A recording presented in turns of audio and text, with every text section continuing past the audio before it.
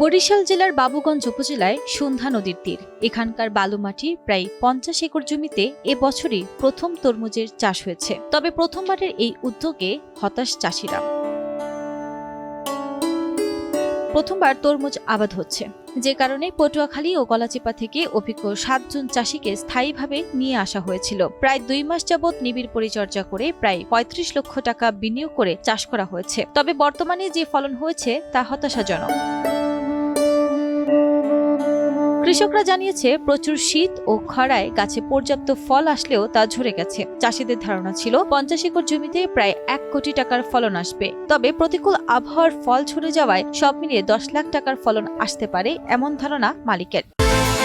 বিকাশ পেমেন্টে 10,000 টাকার বেশি অফার। শপিং চলছে তো। আমরা 30 একর জমিতে চাষ করছি। আমরা যেভাবে গাছ হয়েছি, আমরা মনে করছি যে আমাদের খুব ভালো ফলন হবে। বারবার ফল আসছে, বারবার ফল ধরে গেছে। এখন শেষের দিক দিয়ে কিছু ফল এখন গাছে আইছে। 32 লাখ টাকার মতো খরচ হয়ে গেছে। আমরা চিন্তা করছি যে এই জমিতে যদি 25 থেকে 30 গেরি মাল হইতো, আমাদের 1 কোটি টাকার উপরে হইতো। বর্তমানে এখন লসের পর্যায়ে আছি। এই শীতের কারণে এই গাছের ফল ধরে গেছে। এটা বড় প্রজেক্ট দেখে আমরা লইছি, মানে এখন তরমুজ তো মনে করেন হয় না, আমরা অনেক ক্ষতিগ্রস্ত।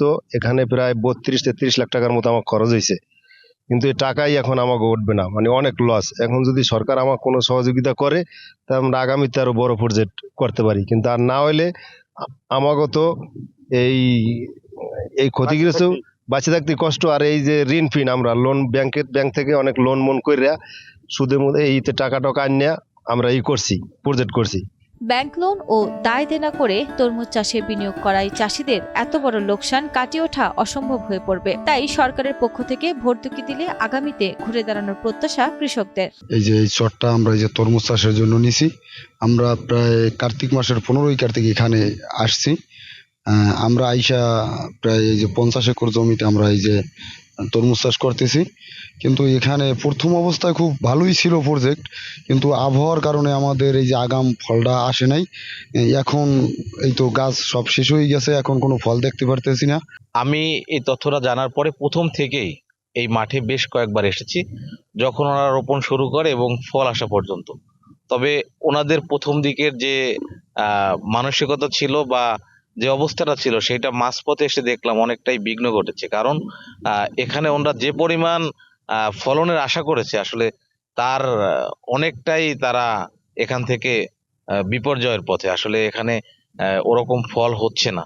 ওই এলাকার মাটি এখনো তরমুজ চাষের উপযোগী নয়, সেই সাথে সার সঠিক মাপে দেওয়া হয়নি, যে কারণে ফলন ভালো আসেনি বলে জানালেন কৃষি কর্মকর্তারা। এখন ভুক্তভোগী চাষিদের নিয়মিত পরামর্শ দেওয়া হচ্ছে বলেও জানালেন কৃষি কর্মকর্তারা। জমিটা হচ্ছে আমরা যেটা পাচ্ছি আর কি, যে একেবারেই বালু মাটি, টাইম কাল্টিভেশন হচ্ছে, তো টোটাল ম্যানেজমেন্টটা ওনাদের একটু গ্যাপ পড়ছে। আমার কাছে যেটা মনে হয়েছে, আমি বেশ কয়েকবার ভিজিট করছি, প্রথম দিকে বেশ কয়েকবার গেছি।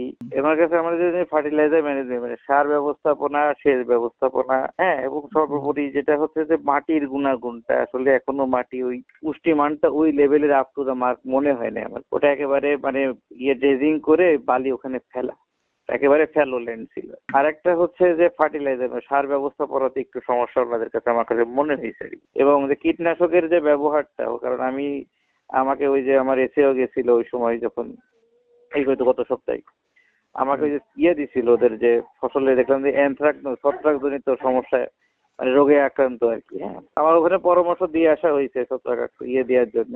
আসলে ব্যাপারটা হচ্ছে কি, যে টোটাল ম্যানেজমেন্ট যদি আপনি ঠিক মতো না করেন, তাহলে এন্ড প্রোডাক্টটা খুব একটা ভালো আসে না। দেশে সুস্বাদু তরমুজ উৎপাদন হয় ভোলা, পটুয়াখালী, বরগুনা সহ এই দক্ষিণাঞ্চলে। উপযুক্ত সহযোগিতা ও দিক নির্দেশনা পেলে তরমুজ চাষে নতুন সম্ভাবনা হতে পারে বরিশালের সন্ধ্যা নদীর এই বালুচরও।